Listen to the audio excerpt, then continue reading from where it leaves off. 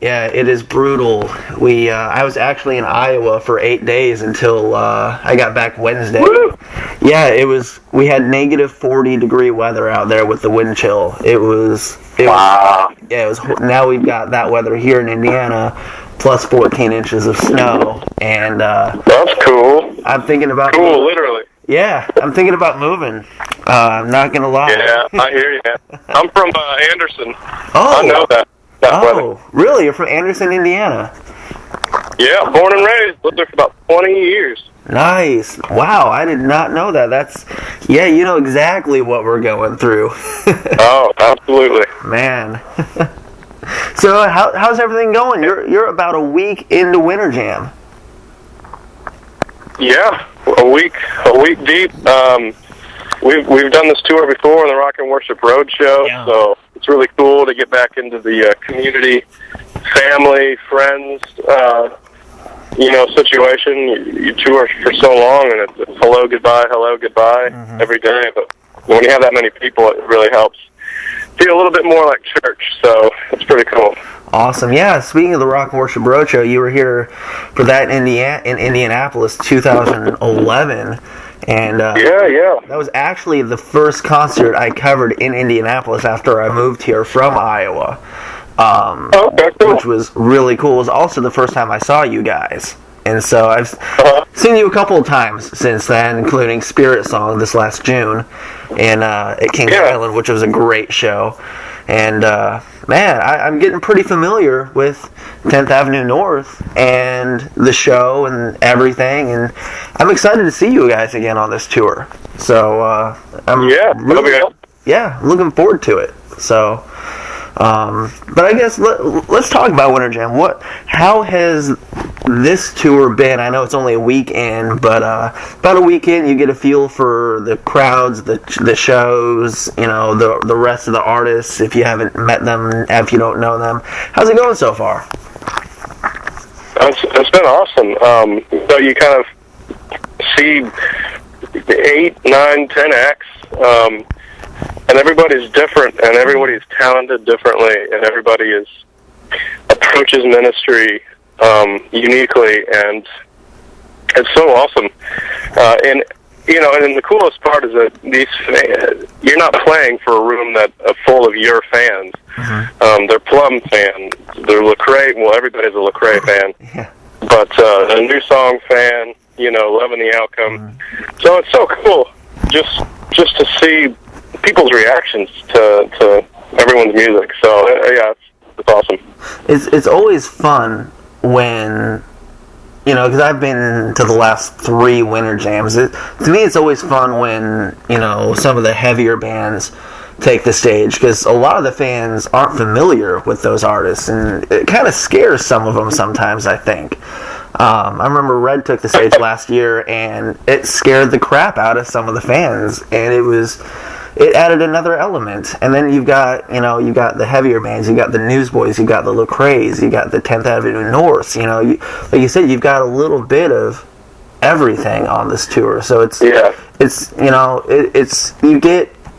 If you haven't been exposed to rap, you get exposed to that. If you haven't been exposed to hard rock, you get that. It's a really cool tour outline. So, absolutely. And like you said, this isn't the first time you guys have played this tour. What for you as an artist, what appeals to you about a Winter Jam tour or a Rock and Worship Roadshow? Because they're kind of the same outline and design. What makes you want to keep coming back? Well, for us as a band, I mean, like I said, it's a large. There's like 150 people on tour, so you're part of a community. And you're not just breezing in and out to these venues and not really knowing anybody. And so you make a lot of friendships. You hear a lot of hearts. But also, this time, we'll wake up in Louisville, and who knows what it's going to look like at the venue. And they'll assign us to some locker room as a dressing room, and it'll be cold, and it'll be dark, and we're surrounded by concrete. And so we're like, man, what better conditions than to write for the next record while we're already out on the road, Let's just hunker down in our little dressing room. We can't go outside, and let's just write And so we've been doing that, and that's kind of how we created The Struggle as well. So it'll be well used time on the road. Awesome. It's kind of as far as sets and stuff, it's a little bit different. You guys are used to playing, long sets, and with this, you're getting maybe 6 or 7, maybe 8 songs tops in the set list. Is it hard to really pick what songs you're gonna play? Oh yeah. Because it's like, fans want this, we want to play this. These are hits. We need to promote this record, stuff like that. That's kind of a side that fans don't see, I would imagine. Oh yeah. I mean, we're playing probably 4.5 songs, maybe 5. You get such a limited amount of time, but you got a lot of bands, and that's cool. People aren't paying $20-$25 to come see just us. They're paying $10 to see everybody. So we're like, well, let's pick the highlights of the set. What song do we have to play? What song could we not have to play? So it's like, what communicates us as a band? What do we want people to see walking away and never have heard of, have been able to hear us before? So it's an art, and I feel like we conquered it.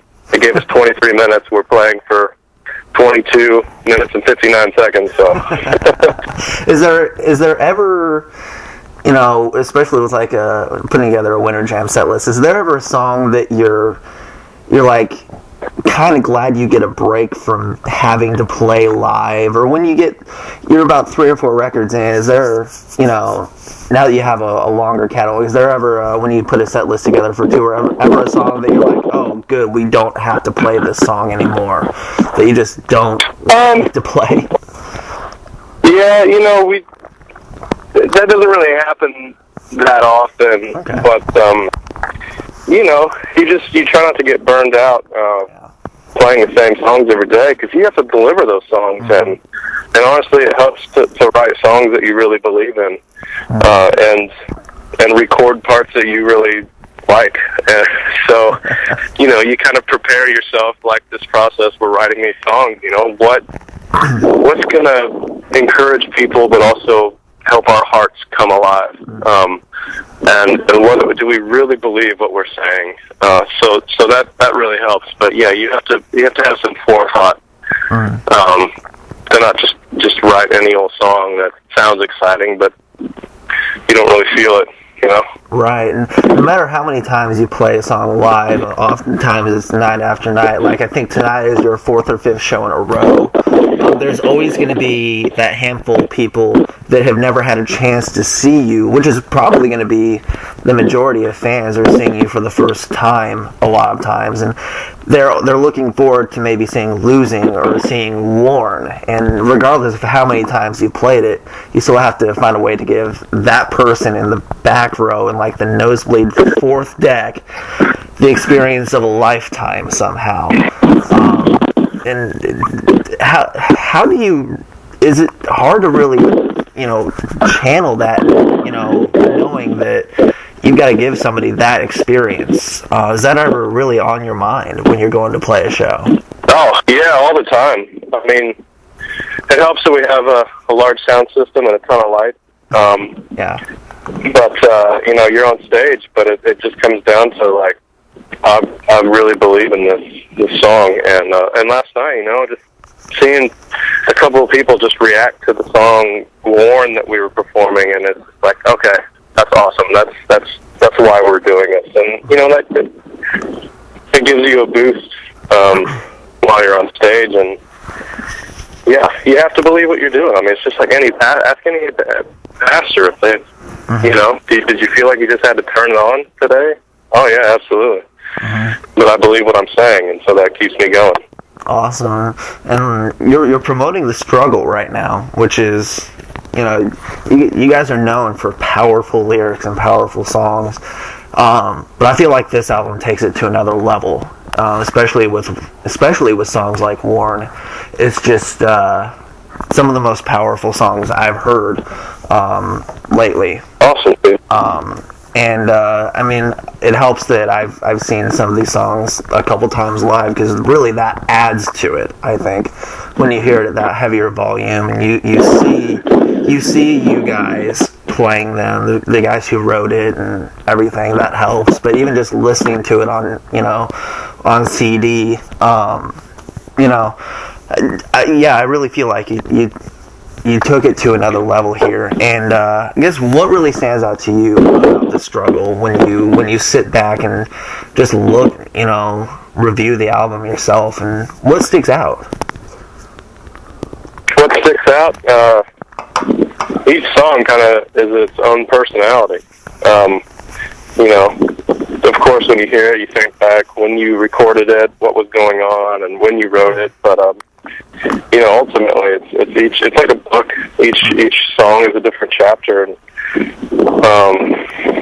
you're just trying to create a larger picture and push yourselves. We're trying to push ourselves with how we're saying things and what we're saying and how we're playing them and recording them, and we perceive the music much differently than someone else would to perceive the music, simply because we were around for every moment of the inception of it. So, it's unique, but it encourages us that, wow, I can't believe that actually happened, or that went down like that. And so let's try to beat that next time. Let's try to do that better. Let's try to change that up next time, and so it's stuff like that. Awesome. But yeah, I mean, you just touched on it, where you see the songs are different, like, because you were living them and breathing them when you created them, and on top of that, you guys lived what the songs were actually really inspired by. But fans that hear it are gonna oftentimes get something completely different out of it than what you did when you wrote it and went through what the song was written about. And I would imagine that there's more times than you can count that a fan will come up to you, whether it's before a show or after a show or in the merch line or whatever, and just tell you, or a meet and greet, just tell you a story about how such and such song affected them or helped them, or they connected with it. And it really puts, I would imagine, puts what you do in a different light, and you see everything that you do in a different way. So how have fan interactions really helped you with what you do? Yeah, well, interesting. How do you say that? Interestingly yeah. Enough. Some of the songs are shaped out of stories from fans. This happened in our life. This happened in our life. This song affected me this way, or I feel like this. I'm afraid of that. It's like, wow. Okay, this is I guess this is our audience. How do we help our audience? How do we encourage these people? Because they're not going to be the only ones feeling that way. Right. So a lot of the songs kind of stem from that. So it's pretty rad. Yeah. And obviously, with you being from Indiana, you've got 3 shows on this tour in the great state of Indiana. When you come back home, and I guess when the rest of the guys play shows in their home states and all of that, do you put anything extra into those shows? You're coming home, you're obviously going to be playing in front of some family and friends. Is there anything extra that you do to get ready for those shows, or put anything, No. Some people, it's just a completely different experience for them. Some people, it's like, it's just another show. Yeah, the whole band's not from Indiana. Right. We're all spread out, so right. We don't have those shows, Okay. But it's special, to play in your own hometown. But yeah, we don't change anything that we do. Okay. So yeah.